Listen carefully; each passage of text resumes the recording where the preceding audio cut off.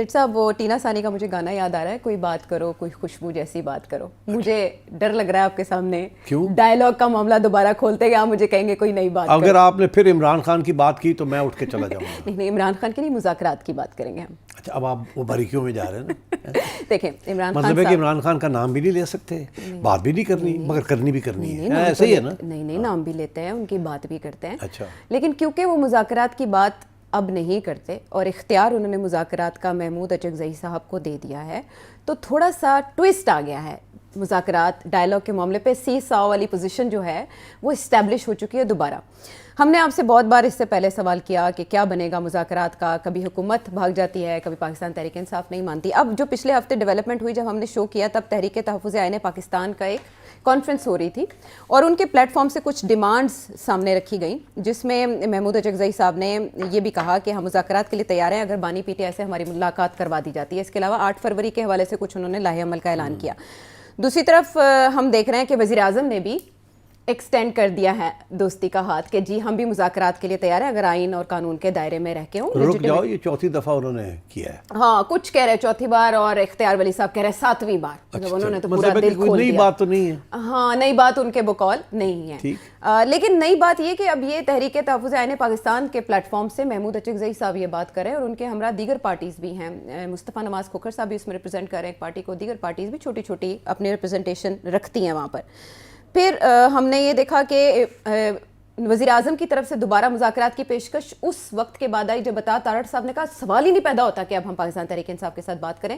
ذہنی مریض کا جب آپس میں وہ ایکسچینج ہوئے القابات, تو یہ پریس کانفرنس ہوئی اور رانا ثناءاللہ کہتے جا رہے ہیں کہ ہم تیار ہیں کرنے کے. ہاں, انہوں نے بھی پہلے کہا کہ کم از کم اس ٹویٹ کے بعد یا اس طرح کی لینگویج کے بعد نہیں, لیکن اب پھر سے وہ آ رہے ہیں اس طرف, تھوڑا سا ردم بن رہا ہے. تو اور نون لیگ کے اندر بھی کچھ ایسے لوگ ہیں, سعد رفیق صاحب جیسے انہوں نے پچھلے دنوں اپنے والد کی برسی کے موقع پر ایک تقریب کا انعقاد کیا. برسی کی تقریب تھی, اس میں انہوں نے جرنلسٹ کو بھی انوائٹ کیا اور انہوں نے نواز شریف صاحب سے کہا کہ آپ انیشیٹ کریں.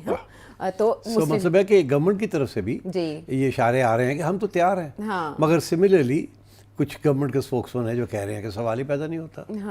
معافی کے بغیر, معذرت یا ندامت کے بغیر, دونوں چیزیں ساتھ ساتھ چل رہی ہیں. تو پی ٹی آئی میں بھی تو 2 یا 3 چیزیں ساتھ ساتھ چل رہی ہیں. وہی اس میں 2 یا 3 چیزوں میں نئی انٹری ہے نیشنل ڈائلاگ کمیٹی جو فواد چودھری صاحب کی, اور national dialogue committee is full of non entities, neither here nor there, also rans. ایسا بھی نہیں ہے سیٹھی صاحب, محمود مولوی صاحب ہیں, عمران اسماعیل صاحب ہیں, سب فارغ لوگ ہیں. فواد چودھری صاحب, ارے وہ کہہ رہے ہیں ہمیں غیر معمولی کامیابی ملی ہے پچھلے 3 ہفتوں میں. اچھا, ہاں جی, واہ, ہاں جی, کوٹ لکھپت کے دروازے ان کے لیے کھلتے ہیں, وہ بات کرتے ہیں, ملاقات کرتے ہیں, عیادت کرتے ہیں. اڈیالہ کے لیے اتنے کشٹ کرنے پڑتے ہیں ملاقات کے, لیکن کوٹ لکھپت کے لیے نہیں کرنے پڑتے. تو پھر ان کو کیا تیر مارا انہوں نے اگر وہ چلے گئے ہیں کوٹ لکھپت؟ تو وہ وہاں شاہ محمود قریشی صاحب سے بات چیت کر رہے ہیں, شاہ محمود قریشی صاحب اور دیگر اسیران کی رہائی کے لیے اقدامات کر رہے ہیں, اور اب تو اگلے مرحلے میں صدر سے, وزیر اعظم سے, مولانا فضل الرحمان سے ملاقات کا ارادہ رکھتے ہیں فواد چودھری صاحب. ان کے ارادے اپنی جگہ پہ, اگر ملاقات ہوگی تو دیکھی جائے گی.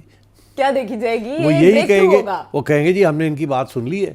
اور مگر I would be surprised frankly, prime minister کے ایڈوائزرز جو ہیں, آئی وڈ بی سرپرائز کہ اگر وہ فواد چودھری اور ان کے یہ 3 ممبر کمیٹی کو وہ مل لیں. آئی تھنک اس سے پرائم منسٹر از ابو, کسی کو نامینیٹ کر دیں ان کو ملنے کے لیے اگر کرنا ہی ہے تو. I would be surprised, but اگر کرتے ہیں تو چلو بڑی اچھی بات ہے, کوئی حرج نہیں ہے. ملنے میں تو کوئی حرج نہیں ہوتا. وہ سیاستدان کہتے ہیں نا کہ ہمارے دروازے سب ہر وقت کھلے ہوتے ہیں, مگر بات یہ ان کی حیثیت کیا ہے, یہ تم بتاؤ نا, ان کی کیا حیثیت ہے؟ حیثیت تو بن جاتی ہے جب بھی آپ نے برج بننا ہو 2 پارٹیز کے درمیان, تو کہیں نہ کہیں کوئی نہ کوئی گنجائش تو پیدا ہو ہی جاتی ہے. آپ کا کیا خیال ہے کہ پہلا قطرہ بنتا ہے. آپ کا خیال ہے یہ انہوں نے ایک دن رات کو اٹھے ہیں, خواب آئی ہے کہ جی اب چلیں اور جا کے کر لیں؟ نہیں, ایسا تو نہیں. اور آپ کا خیال ہے کہ پھر یہ اٹھ کے آ گئے ہیں اور یہ بیان بازی شروع ہو گئی ہے اور دروازے کھلنے شروع ہو گئے ان کے لیے؟ تو پھر کیا آپ کا کیا خیال ہے یہ کیوں ایکٹیو ہو گئے ہیں؟ ایسا کچھ بھی نہیں ہے. یا تو یہ ہے کہ یہ ان لوگوں میں سے ہیں جو سب سے پہلے بھاگے تھے چھوڑ کے اور اس کے بعد معذرت بھی کی تھی کہ ہم سے غلطیاں ہوئی ہیں, یہ ہوا وہ, ایسے ہی ہے نا. تو یہ پھر ان کو کس نے کہا کہ چلو یہ شروع کرو ایک دفعہ پھر تسی؟ اور ان کے رستے بھی کھل رہے ہیں, ان کے لیے دروازے بھی کھل رہے ہیں, یہ معنی خیز ہے. لیکن اس سے پہلے وہ چیز جو تحریک تحفظ آئین پاکستان کے پلیٹ فارم سے آئی, جب عمران خان صاحب نے ایک طرف تو مذاکرات سے انکار کیا, دوسری طرف اختیار بھی محمود اچکزئی صاحب کو دے دیا. تو آپ یہ بتائیں کہ آپ حیران نہیں ہوئی تھی یہ جب اختیار دے دیا؟ اچکزئی صاحب تو ہمیشہ ہارڈ لائن لیتے تھے. اچکزئی صاحب عمران خان کے بعد سب سے زیادہ اینٹی اسٹیبلشمنٹ پولیٹیشین اچھا ان کے بعد مجھے لگا وہ پہلے سے تھے. نہیں وہ تھے پہلے سے ہاں. مگر اب کیونکہ خان صاحب فرنٹ فٹ پہ آئے ہوئے ہیں جی. اور تو ان کو تھوڑا سا نمبر 2 پہ لے آئے ہیں تو اور ان کو اب یہ ان کی طرف سے یہ بات آ رہی ہے کہ مذاکرات کے کریں گے ہم تیار ہیں پارلیمنٹ کے اندر کرنے کے لیے. تو پھر آپ سوچ ہی لیں کیا ہو رہا ہے. اور دیکھیں انہوں نے یہ بات کی کہ نئے میثاق کی ضرورت ہے, اگر حکومت ہاتھ آگے بڑھائے تو میں اس میثاق کے اوپر عمران خان کے سگنیچر لے لوں گا, ان سے اپروول لے لوں گا اڈیالہ جا کے. میرا یہاں سوال یہ ہے کہ اگر یہ سلسلہ چلتا ہے ایک نیا چارٹر آف ڈیموکریسی سمجھ لیں, نئے چارٹر کی بات کی یہ جا ایسا رہی ہے. نیا چارٹر بنے گا ہی نہیں, میں آج آپ کو بتا رہا ہوں, کیونکہ اس کے اندر ہمیشہ کوشش پی ٹی آئی کی ہوگی کہ کسی نہ کسی طریقے کے ساتھ اسٹیبلشمنٹ کو ٹارگٹ کیا جائے ڈائریکٹلی اور انڈائریکٹلی. اور سوال ہی پیدا نہیں ہوتا کہ شہباز شریف صاحب اس کا حصہ بنیں گے کسی ایسے ڈاکیومنٹ کا جس میں اسٹیبلشمنٹ کو اٹیک کیا جائے ڈائریکٹلی اور انڈائریکٹلی. تو بات وہاں رہ جائے گی. باقی یہ ہے کہ جی ہاں ہم چاہتے ہیں جمہوریت ہو, یہ ہو وہ ہو, اور جنرل ٹرمز وہ تو ہو ہی سکتا ہے, that's not a big deal. اور اس کے ساتھ ان کو کیا ملے گا, پی ٹی آئی کو کچھ بھی نہیں ملے گا. میں آپ کو بتاؤں گورنمنٹ کا موقف جو ہے نا وہ بیسکلی 2-3 چیزیں ہیں. ایک تو یہ ہے کہ جی خان صاحب کو کنوکشن ہوئی ہوئی ہے, ان کی آپ بات مت کریں, پہلی بات. ان کی مجبوری ہے کہ اس کے بغیر کوئی بات نہیں بنتی. ہاں لیکن اب کی بار انہوں نے مطالبہ نہیں کیا. ابھی چھوڑے نا, جب وقت آتا ہے تو مطالبہ ہو جاتا ہے نا. ابھی تو صرف اوپننگ کریٹ کر رہے ہیں نا, جب بیٹھیں گے تو سب سے پہلے یہ آئے گا. چل یہ میری بھی پریڈکشن ہے.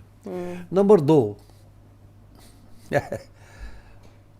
گورنمنٹ کہتی ہے کہ یہ آپ فارم 47 بند کریں, نانسنس. کانسٹنٹلی آپ اسٹیبلشمنٹ کو تو ٹھیک ہے آپ پیچھے ہٹ جاتے ہیں, جی آپ کہتے ہیں جی ہمارے کنٹرول میں نہیں ہے سوشل میڈیا یہ وہ, تو اب یہ 47 والی بات بھی تو بند کریں نا. مطلب کیا ہے کہ ہماری لیجٹمیسی کو ایکسیپٹ کریں.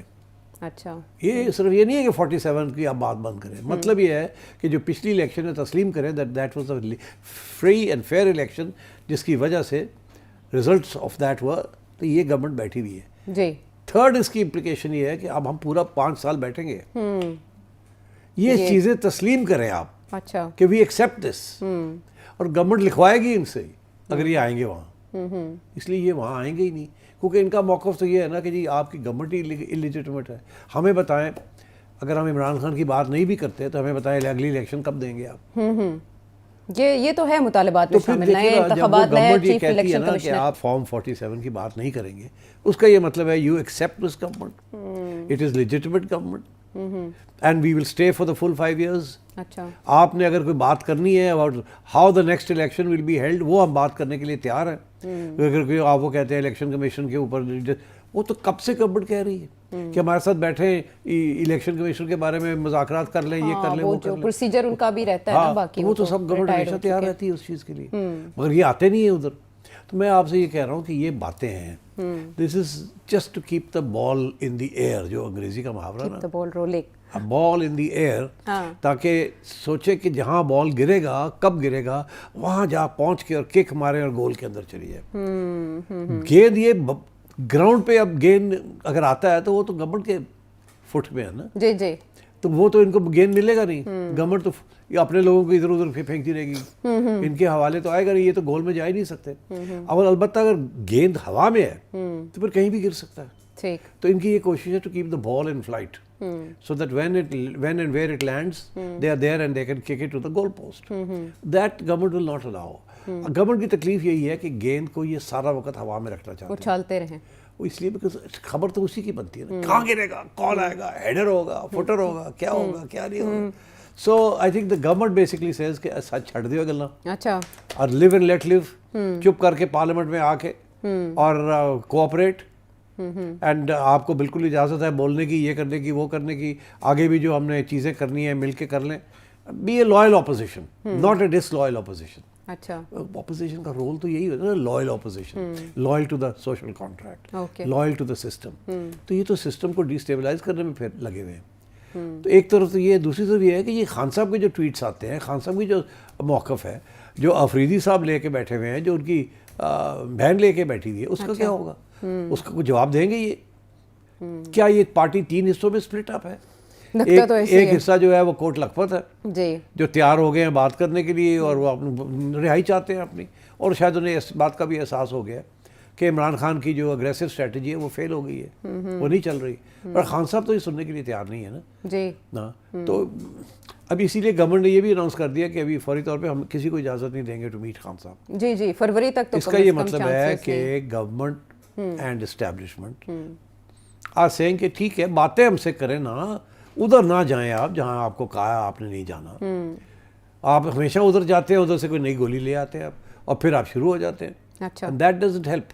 تو آپ نے اگر مذاکرات کرنے ہیں تو وہ جو سورس ہے اس کو بند کیا جائے نا, جو سارا کام خراب کرتا ہے. ٹھیک. تو یہ this is what's going on right now. تو اب کوٹ لکھپت والے جو ہیں, فواد چودھری والے جو ہیں اپنے, اور اچکزئی صاحب جو ہیں, اب میں آپ کو بتاؤں اچکزئی صاحب is not acceptable to the establishment. وہ ان کے جو فائل ہے نا اتنی موٹی ہے ان کی, ٹھیک ہے. He is always been seen as an anti Pakistan nationalist. اچھا ٹھیک. اب وہ ہی از اے ون مین شو, سنسیئر آدمی ہے, ون مین شو. اچھا وہ اب پی ٹی آئی کا سہارا لے کے اپنے ان کا اسٹیچر بڑھ رہا ہے. اچھا خان صاحب نے ان کو ادھر بٹھا دیا ہے کہ پارلیمنٹ کے اندر بیٹھے آپ. ادھر انہوں نے افریدی صاحب کو کر دیا, جس کا میں نے پہلے آپ کو ایکسپلین کیا تھا, ہارڈ لائن لینے کے لیے. سہیل آفریدی. افریدی صاحب تو ابھی بھی وہی لے رہے ہیں لائن. وہ تو فواد چودھری کی لائن مانتے ہی نہیں ہیں. ہاں علیمہ نہیں مانتی فواد چودھری کی لائن. جی تو فواد چودھری جو ہے پھر کس کی لائن لے کے آ رہا ہے؟